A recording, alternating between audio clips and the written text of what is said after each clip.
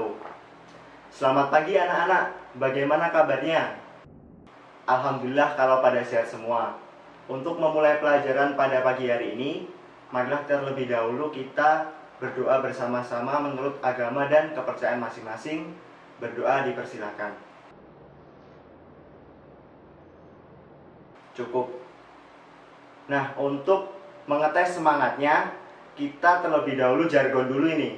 Nanti ketika saya bilang semangat pagi, pagi, pagi, pagi. Ayo kita cek sama-sama. Semangat pagi, pagi, pagi, pagi. Tepuk tangan untuk kita semua. Lalu dalam mengikuti pelajaran, saya harap semangat baik yang teman-teman curahkan pada awal pelajaran ini dapat kalian bawa sampai akhir pelajaran. Saya juga mengingatkan bahwa ketika kita belajar, kita itu sebenarnya sedang mempelajari sesuatu dan kita akan bisa. Jadi tidak ada yang tidak bisa. Yang tidak bisa itu karena mereka sebenarnya tidak mau. Dan jangan lupa minta keberkahan waktu dari Allah agar dalam setiap kegiatan kita ada manfaat baik yang dapat kita ambil. Kita akan mempelajari tentang identifikasi mesin bubut. Jadi dengan mempelajari hal ini kita dapat mengetahui satu, apa itu mesin bubut. Yang kedua, bagian-bagian dari mesin bubut. Yang ketiga, fungsi dari setiap bagian mesin bubut. Oke, langsung saja kita mulai materinya. Mesin bubut. Apa sih sebenarnya mesin bubut itu? Jadi, mesin bubut adalah mesin yang digunakan untuk membuat produk dengan cara pemotongan atau penyayatan benda kerja. Nah, pemotongan benda kerja ini dilakukan ketika benda kerjanya berputar. Jadi, kita ibaratkan bahwa mesin bubut ini seperti tubuh kita. Pastilah memiliki bagian-bagian utama penyusunnya. Bagian-bagian utama mesin bubut. Yang pertama, ada headstock atau kepala tetap. Terdapat pada spindle utama mesin yang berfungsi sebagai dudukan, cekam, atau cak. Lalu yang kedua, ada tailstock atau kepala lepas. Bedanya tailstock dengan headstock adalah ketika kepala tetap ini tidak dapat digerakkan, si tailstock atau kepala lepas ini dapat digeser maju dan mundur.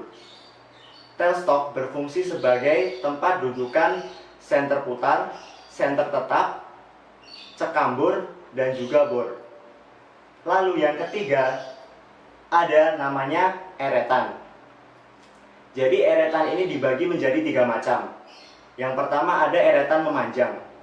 Eretan memanjang berfungsi untuk melakukan gerakan memanjang, mendekati atau menjauhi spindle utama mesin. Lalu yang kedua ada eretan melintang. Eretan melintang berfungsi untuk melakukan gerakan melintang, mendekati ataupun menjauhi dari spindle utama mesin. Lalu yang ketiga ada eretan atas. Eretan atas digunakan untuk melakukan penyayatan secara manual tergantung sudut yang kita inginkan atau memiliki sudut tertentu. Lalu bagian selanjutnya ada poros transportir dan poros pembawa. Jadi fungsi dari poros transportir dan poros pembawa ini hampir sama, yaitu membawa eretan untuk bergerak secara otomatis ketika kita melakukan pembubutan secara otomatis. Selanjutnya ada alas atau meja mesin. Jadi meja mesin ini berfungsi sebagai dudukan dari eretan, kemudian kepala lepas, dan juga steady rest. Ini istilahnya meja ini sebagai lintasan dari mesin bubutnya. Lalu yang selanjutnya ada yang namanya tool post. Tool post atau rumah pahat. Fungsinya untuk apa kira-kira? Kalau yang namanya rumah itu pasti sebagai tempat. Nah, jadi tool post ini berfungsi sebagai penjepit atau pemegang pahat. Nah, pahat ini yang digunakan untuk memotong benda kerja. Lalu yang terakhir itu ada yang namanya tuas atau handle. Jadi untuk spesifikasi dari tuas dan handle, tempatnya dan juga fungsinya itu tiap mesin bubut mungkin berbeda. Tetapi persamaannya biasanya tuas atau handle digunakan untuk menyalakan mesin, mengatur kecepatan, dan juga untuk mengubah arah gerakan dari mesin. Kalian setelah mendengarkan penjelasan dari saya dan saya tambahkan video, kalian menjadi lebih tahu tentang bentuk konkret dan bentuk nyata dari bagian-bagian mesin bubut ini. Langsung saja kita mulai videonya.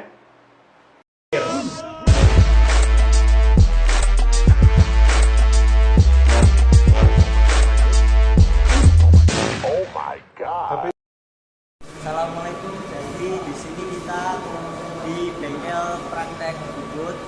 Ini adalah mesin bubut. Jadi di sini saya akan menjelaskan bagian-bagian dari mesin bubut. Nah, yang pertama itu ada kepala tetap. Jadi kepala tetap ini nyambung sama itu spindlenya. Jadi ini yang berputar saat proses pembubutan. Nah, proses cara kerjanya itu untuk menjepit benda kerja. Jadi misal ini benda kerja, ini dijepit di sini, nanti dikunci pakai kunci cat hingga nggak goyang. Ini namanya eretan bawah untuk menampang memanjang geser ke sini dan ke sini. Ini penampang tentang untuk geser.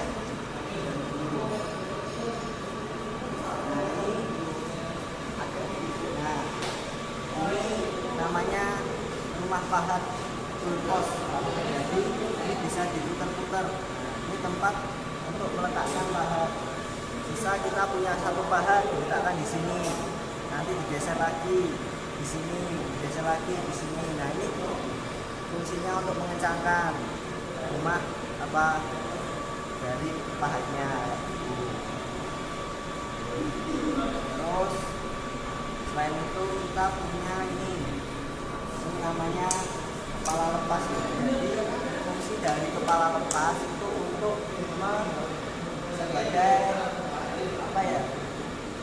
alat tambahan. Jika bendanya panjang, nanti kepala lepasnya diajukan biar bendanya tidak goyang. Lalu kepala lepas ini juga bisa kita ganti menjadi mata pun. Jadi untuk mengebut benda itu juga pakai ini. Terus ini ada lampu untuk penerangan biar dalam mengebut kita bisa tahu benda kerja ini adalah tempat untuk keluarnya cairan uap. Ini bisa terus di sini kita punya tombol pengatur kecepatan. Jadi ini untuk mengatur kecepatan spindlenya.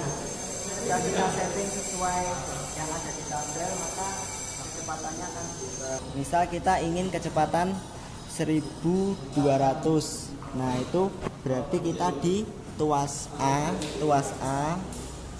dan ini di angka 2. Jadi nanti kecepatannya 1200. Misal untuk membubut roughing, jadi itu kecepatannya sedang.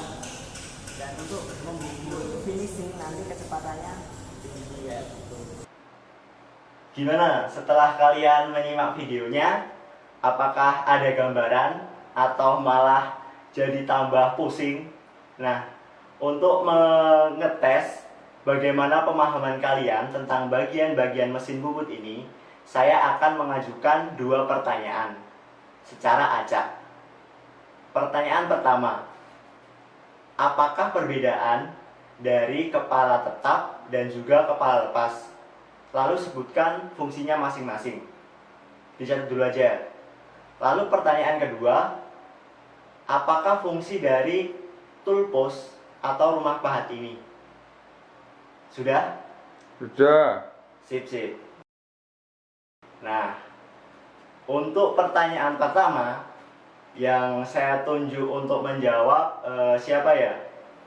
Itu yang tadi kurang mendengarkan, saya lihat tadi. Nah, itu Gumilang. Coba Gumilang jawab pertanyaan nomor 1. Iya, Pak.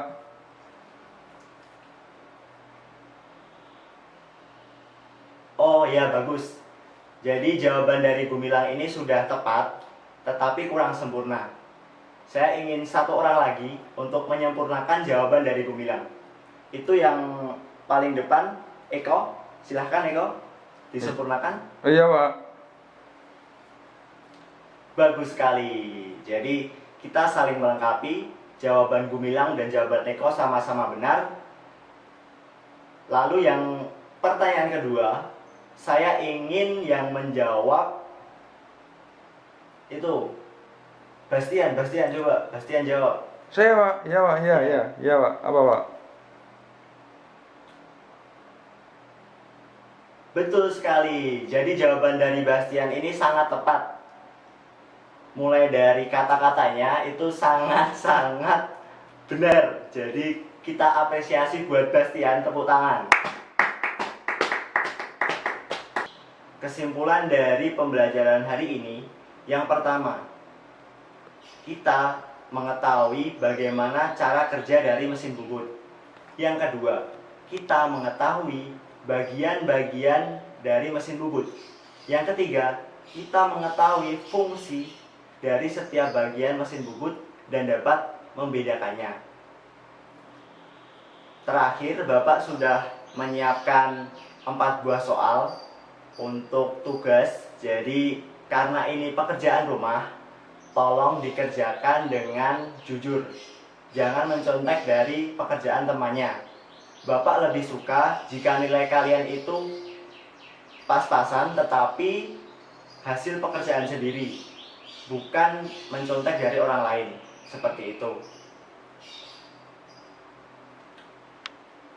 Terima kasih. Sekian yang dapat Bapak sampaikan. Marilah kita tutup pelajaran pada pagi hari ini dengan berdoa menurut agama dan kepercayaan masing-masing. Berdoa dimulai.